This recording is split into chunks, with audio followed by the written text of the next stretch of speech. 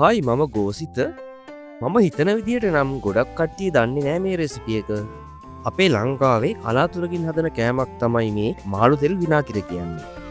වැඩි අමුද්‍රව්‍ය ප්‍රමාණයක් මේකට අවශ්‍ය වෙන්නෙත් නැහැ. ඒ වගේම හරිම පහසුවෙන් ඔයාලට හදාගන්නත් පුළුවන්. එහෙනම් වැඩි කතා නැතුව අපි යමු මේක හදන විදිහ බලන්න. මම අද මේ රෙසිපි එක හදන්නේ තලපත් මාළු කිලෝ එකකින්.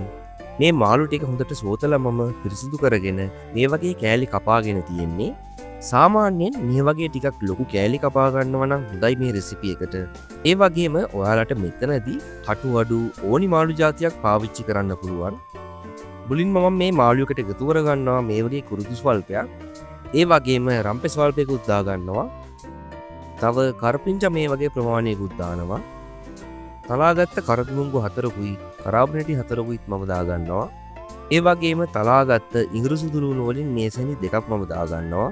දැන් මම එකතු කරගන්නවා කහ කුඩු වලින් තේ හැඳි භාගයක්. මේක ටිකක් සැරට හදා ගන්න ඕනි. ඒ නිසා මම ගම්මිරිස් කුඩු වලින් මේ සැනි දෙකක් එකතු කරනවා. ඔයාලට කැමති නම් මේ සැනි 3ක් දාගන්න පුළුවන් සැර අනුව. ඒ වගේම අබ කුඩු වලින් මම දාගන්නවා තේ හැඳි එකහමාරක් විතර. ලුණුත් තේ හැඳි එකහමාරක් දෙකක් වගේ දාගමු. අවසානට මම මේකට එකතු කරගන්නවා පොල් විනාකිරි වලින් මේ සැඳි 4ක් වගේ. විනාකිරි නම් අනිවාර්යෙන්ම මේකට ඕනි වෙනවා. මොකද විනාකිරි වලින් තමයි මේකේ රස එන්නේ. දැන් අපි මේ ටික හොඳට මික්ස් කරගමු.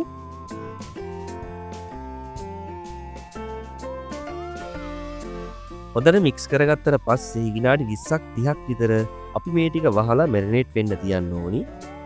අපි එහෙනම් බලමු මේ රෙසිපි එක හදන විදිහ දැන්. පෑන් එකක් ලිපේ තියලා මම තෙල් මේ සැඳි 3ක් 4ක් වගේ දාගන්නවා. තෙල් ටික රත් වීගෙන එනකොට මම මේ වගේ රවුමට කපාගත්ත ලූණු ගෙඩියක් එකතු කරනවා. ඒ වගේම අමු මිරිස් කරල් 3ක් මේ වගේ දෙකට කපාගෙන දාගන්නවා. තව මම දාගන්නවා මාළු මිරිස් වලින් මේ වගේ කපාගෙන කරල් දෙකක්. ඊළඟට මික්ස් කරන ගමන් තප්පර 30ක් වගේ ෆ්‍රයි කරගමු. හරි අපි දැන් මේ ටික තප්පර 30ක් වගේ මික්ස් කරගෙන තියෙන්නේ. මම දැන් මේ ටික ලිපෙන් බාගන්නවා. මේ ටික වැඩි වෙලාවක් ෆ්‍රයි කරගන්න ඕනි වෙන්නේ නැහැ. මොකද අපි මේ ටික නැවතත් අපේ මාළු එකට එකතු කරගන්න නිසා. ඊළඟට මම ඒ තෙල් එකටම දාගන්නවා අපි කලින් මැරිනේට් වෙන්න තියපු මාළු ටික. දැන් මම මාළු ටික මැරිනේට් වෙන්න තියාගත්ත භාජනයටම වතුර කප් එකහමාරක් විතර දාලා ඒ වතුර ටික මේ මාළු එකට එකතු කරගන්නවා. පොඩ්ඩක් මික්ස් කරගමු අපි දැන්.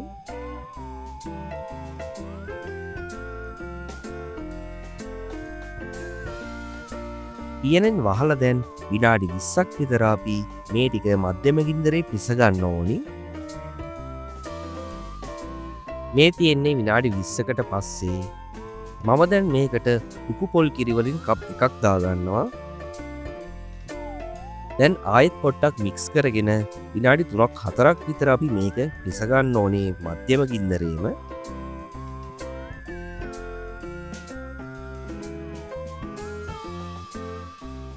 විනාඩි 3කට විතර පස්සේ මම මේකට එකතු කරගන්නවා අපි කලින් ෆ්‍රයි කරගත්ත අමුද්‍රව්‍ය ටික.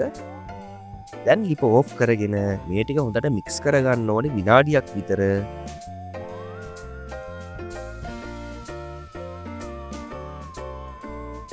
ඔන්න අපි එහෙනම් මේ රසම් රස රෙසිපි එකත් හදලා ඉවරයි. මේක නම් ඉතින් ජීවිතේ එකපාරක් හරි හදලා කන්න ඕනේ රෙසිපි එකක්. මේ මාළු තෙල් විනාගිර කියන රෙසිපි එක අපිට ෆ්‍රයිඩ් රයිස් එක්ක උනත් කන්න පුළුවන්. ෆ්‍රයිඩ් රයිස් කියලාවත් නැහැ. ඔයාලට ඕන කෑමක් එක්ක මේක ගැලපෙනවා. ඒ නිසා ගෙදරට කවුරු හරි ආවහමත් ඔයගොල්ලන්ට පිළිගන්වන්න පුළුවන් සුපිරිම රෙසිපි එකක් තමයි මේක. මේ තියෙන්නේ මේක හදන්න ගිය සියලුම ද්‍රව්‍ය ටික. එහෙනම් අපි තවත් රසම රස රෙසිපි එකකින් හමු වෙමු. එතකන් ඔයාලා මගේ මේ වීඩියෝ එකත් බලන්න.